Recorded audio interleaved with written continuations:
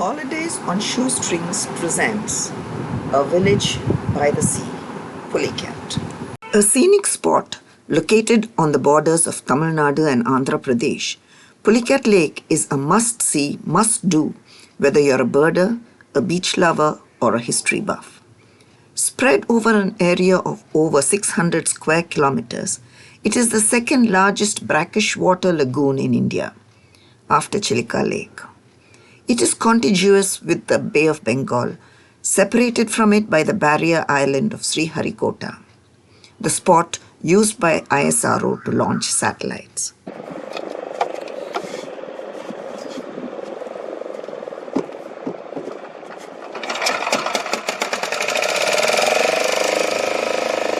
We boarded the boat and headed out into the lake, passing the old Dutch toll gate,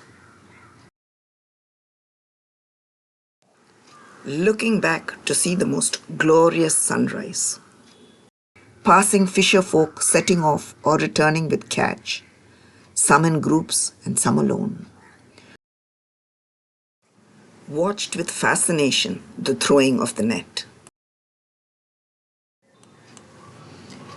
and women wading in the middle of the shallow lake, trying to eke out a meager living. The shallow lagoon is known for its diversity of aquatic birds and is an important stopover on migration routes. So it's no surprise that birders flock to the area. There are three major points where they head. The first being Pulicat village in Tamil Nadu, where the Arabs, Portuguese and Dutch landed much before the British and was in a way the forerunner to the founding of the city of Madras. Pulicat is a Dutchized term of the original Tamil name Pazhaverkadu. Of the several things left behind by the Dutch is the Fort Geldria, built in 1613 and ruined during various minor skirmishes with local kings, and all that I could spot of its walls was one lone pillar. One of the most important and still surviving part of Fort Geldria is the Dutch cemetery. The gateway is an arch, and as if that was not gory enough, on either sides is a pillar with a skeletal-shaped relief. Inside, there were a few large domes and several engraved tombstones. There are around 76 tombstones which have been engraved in the Netherlands and then transported here.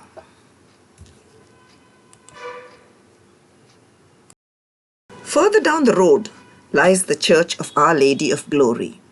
The legend goes that early one morning, the fishermen caught a log of wood instead of fish. In despair, they threw it on the shore.